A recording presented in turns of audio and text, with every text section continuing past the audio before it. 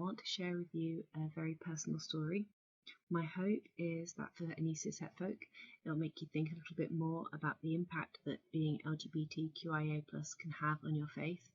And for those who are LGBTQIA+ and may be experiencing something similar, then hopefully this will help you to not feel so alone, and maybe things will be okay. So I was brought up Christian and even became a youth leader in the church. When I came out as gay, I thought God was going to abandon me just for being myself. That's pretty much what I'd been taught from a young age. I eventually found paganism, and it was a much better fit for my beliefs. I felt home, I felt accepted. Why do I mention this? Well, decades later, I had a same crisis of faith, and I think it was rooted here. About 15 years ago, I had my first encounter with Lilith. It was an amazingly empowering dream. A number of years later, I had another dream, where at the end it was declared that I was a child of Lilith. And that was it. I started doing some research, I got some books, I looked up information online, I got my birth chart done, which included the placements of the 4 Liliths. About 6 years ago, I got the astrological glyphs tattooed on my left wrist, forearm. It's them. And then the doubts started. They started creeping in. I had an ectopic pregnancy. It was then followed by the birth of my child. And the doubts just got louder, and I got more distracted. That's parenthood for you. For the past few years, I've been questioning whether she'd even still want me. And I've been feeling really spiritually disconnected, even though I've still been very active as a volunteer in the community. I was in my late 20s when I read the back of a book, and the author described themselves as gender fluid. It was a light bulb moment. Up until then, I'd only ever known gender to be binary, and struggled so much with my identity because of it. Suddenly, the confusion was gone. I now had a word for it, and that enabled me to find the non-binary community. Not long after, I also discovered that asexuality was a thing, and that I wasn't broken. What does all this have to do with my crisis of faith? Well, let's come back to Lilith. Modern authors tend to be women describing her as the first feminist, and therefore how empowering she is for women, how she teaches women to embrace their feminine, find power in their menstrual cycle, revel in their sensuality and sexuality. Trans and asexual folk are left out of the picture. Could I therefore really call myself a child of Lilith? Last Lammas at camp, I was walking the fire labyrinth, and the fog in my mind started thinning. I could sense the tendrils teasing my thoughts, but I struggled to form anything tangible.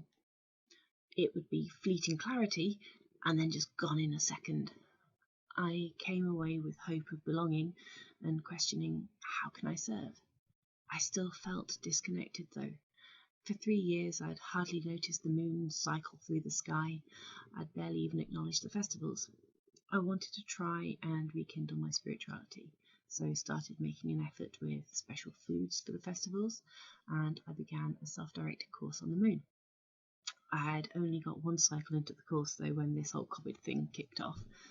That was that. I lost track of everything again.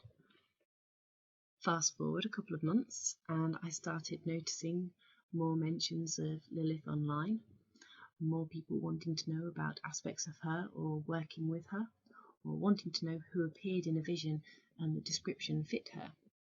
Folk wanting information on other aspects of the craft that just made me think of her and how it fit into worship of her.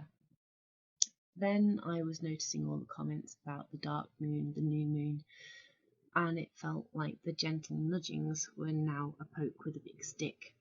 So I gave in, before the stick turned into a shovel. Nothing fancy, I just sat with the moon, chatted, and allowed myself to be open. Next day, I picked up one of the books about Lilith on my bookcase that had been calling. I even treated myself to a new book with a voucher that was recently given. In short, I realised my fears were unfounded.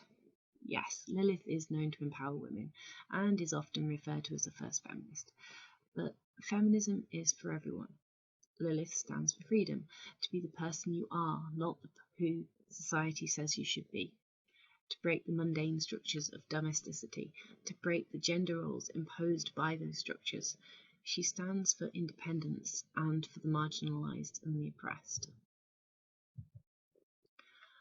So, does she still want me? Well, as a trans person outside of the binary, I often see my right to exist argued, debated by the general public as well as those with power and influence. During this lockdown, I've watched as my rights and those of other trans as well as intersex folk eroded or set up to crumble. I, and everyone else who is pagan, also faced ridicule and discrimination from the press, just for following our faith. Let's just say I definitely felt a little foolish when I realised I don't have to be female to belong. After all, I never was. I haven't changed, just my understanding of who I am. I also finally understood that all my voluntary work for the pagan community, especially pagan families, and as a breast and chest feeding peer supporter, is in itself an act of service. So, for anyone else under the rainbow banner questioning whether they belong, you do. Just be kind to yourself. Let go of that fear. It may take years. It did for me.